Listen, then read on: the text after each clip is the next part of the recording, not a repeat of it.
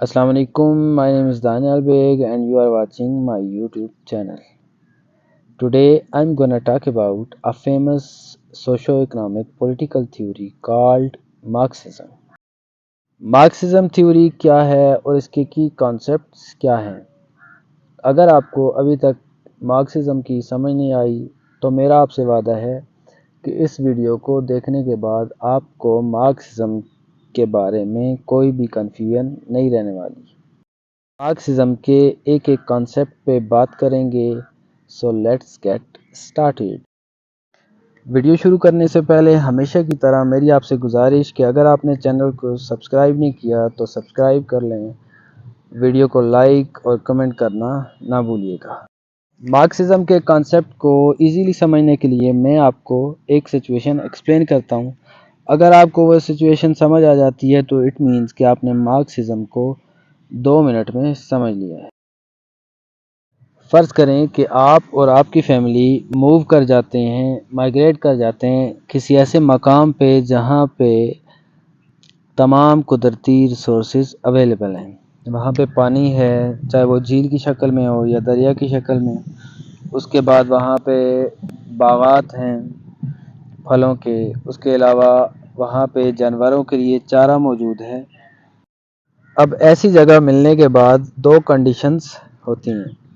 پہلی کنڈیشن یہ کہ آپ کی فیملی تمام ممبرز ایکولی ریسورسز کو ڈسٹریبیوٹ کریں، محنت جو کرنی ہے سروائیول کے لیے اس کو ڈسٹریبیوٹ کریں، تمام لوگ مل کے محنت کریں، مل کے شکار کریں، مل کے اناج اگائیں اور جو پھر اناج حاصل ہوگا اس کو بھی ایکولی ڈسٹریبیوٹ کریں۔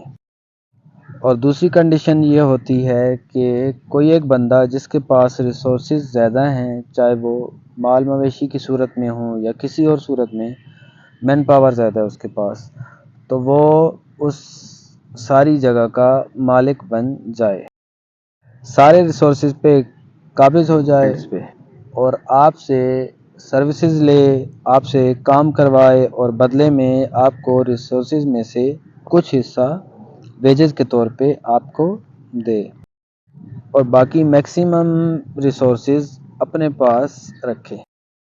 اب دونوں جو میں نے کنڈیشنز بیان کی اس میں جو فرسٹ کنڈیشن ہے جس میں ایکولی سب کچھ ڈسٹریبیوٹ ہوگا، اس کو نارملی مارکسزم کا نام دیا جاتا ہے۔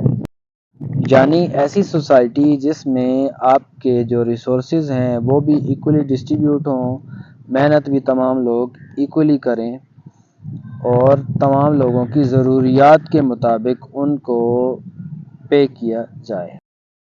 اور جو دوسری کنڈیشن ہے اس کو نام دیا جاتا ہے کیپٹلزم کا، جس میں ایک بندہ ریسورسز کو اپنے ہاتھ میں لے لیتا ہے اور باقی لوگوں سے کام کرواتا ہے اور اس کے بدلے ان کو تھوڑی بہت اجرت عطا کرتا ہے اور میکسیمم جو سرپلس بینیفٹ ہے وہ اپنے پاس رکھتا ہے۔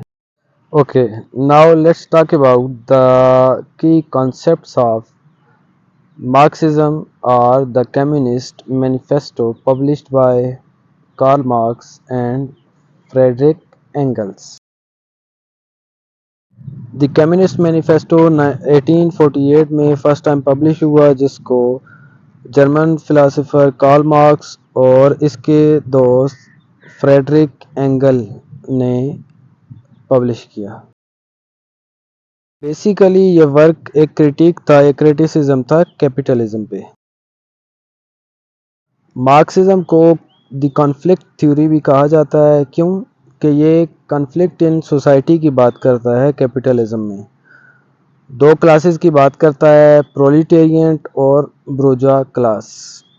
جو بورژوا کلاس ہے وہ اونرز ہیں جن کے پاس ساری ریسورسز ہوتے ہیں، اور پرولیٹیرینٹ جو ورکنگ کلاس ہے اس کو اس نے پرولیٹیرین کا نام دیا، اور یہ بتانے کی کوشش کی کہ جو ورکنگ کلاس اور جو اونرز ہیں ان میں کیسے سوسائٹی میں کنفلکٹ موجود ہے۔ Basically Marxism seeks to explain the dynamics of society, history and economics, یعنی جو سوسائٹی میں چینجز ہیں، ہسٹری میں جو چینجز ہیں اور جو اکنامک کنڈیشن کی وجہ سے چینجز ہیں ان پہ مارکسزم بات کرتا ہے، یعنی سوسائٹی میں یہ ڈفرینس کیوں ہے، ہسٹری کیسے چینج ہوتی ہے اور اکنامکس کا اس سب میں کیا رول ہے۔ اب ہم بات کرتے ہیں مارکسزم کے کی پوائنٹس کی ون بائی ون۔ تو پہلا پوائنٹ ہے مارکسزم تھیوری کا یا مارکسسٹ تھیوری کا، وہ ہے ہسٹوریکل میٹیریلزم۔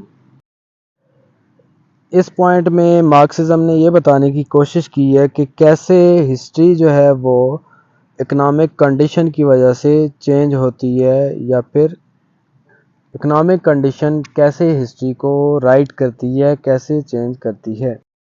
کہتا ہے جو driving force behind the historical changes ہے وہ کیا ہے، آپ کی مٹیریل کنڈیشن آف سوسائٹی یا پھر آپ کا مینز آف پروڈکشن۔ جب بھی آپ کا مین آف پروڈکشن چینج ہوگا، آپ کی اکنامک یا مٹیریل کنڈیشن چینج ہوگی، آپ کی ہسٹری جو ہے وہ چینج ہو جائے گی۔ اس کو ایسے سمجھ لیں کہ the change of material condition is equal to the change of history.